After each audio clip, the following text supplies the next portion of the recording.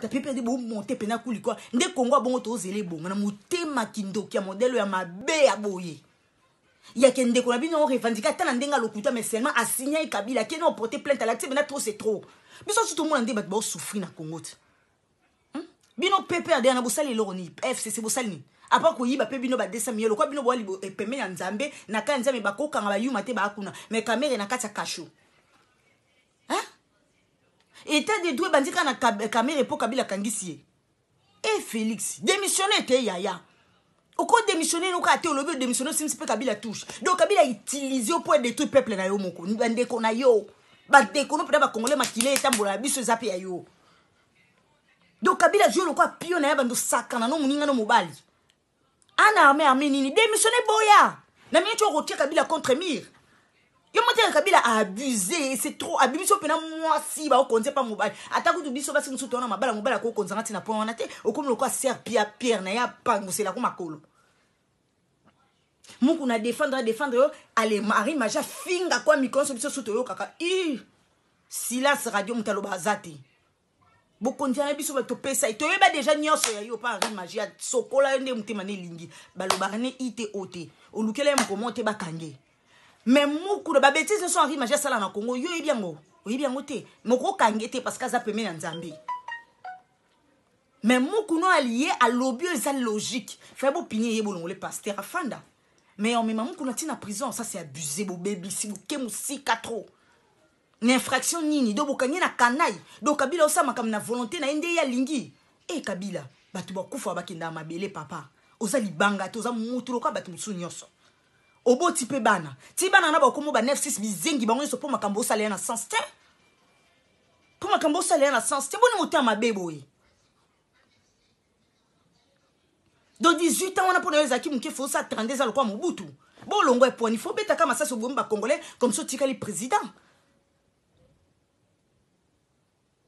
to beta maboko oui muku na sali mabeba fandi si muku na kokote ali soute fanda kuno pasteur to ba suspendre ACK mais bazo muku na bo China prison infraction on a bokangele papier ngo eza infraction kenini abomina ayibi nini infraction muku na kombo non mais Congo eza super socha makolote akocha makolote donc na minute soko mekyo ba Kabila alia ki madesu kasho Kabila yibi tomate kasho mendenge yo yibela na bandi mutokanga kwa zate yo zali banga mu ya mungwa pona ni boye pona nini mboka peneza na occupation ya grave yo kake exagéré donc des ana ba congolais tout bizengi il est temps Félix Olamuka pourquoi bando sacrifier population peuple mobimba te likola un individu yo yebi source malamuti Kabila za roi te bokonzana Kabila ndako peso te bokonzeza peuple il faut za ngambo peuple na micho démissionner so moni mointe tikaye comme ça tango démissionner tout monde ndenga ocha tambo mwamba posé poni ko sakana batu bo bike o baby seli batu soirée to bando zela tamu kuna ko samba bimito yo ocha ta poa mais ba ma pepe ba kena epé na raison ni infraction ni point d'interrogation ka poa mankaki Nzambe Kabila Joseph abimisa ki Israël na amima ki Israël na Égypte ya mona ki ndoto ya ba ngombe ya cette vache maigre na grâce Kabila Nzambe ba ki osalo longa biso ça ki o bien tonga toza to kufi ozana motema te Kabila oza motema mabe moko yo no livre bonté anezelo kuta ya lukuta olobata na miso mobile no seke yo pena Kabila ndenga zana matana mkongo na fioko tu asumbi dikolo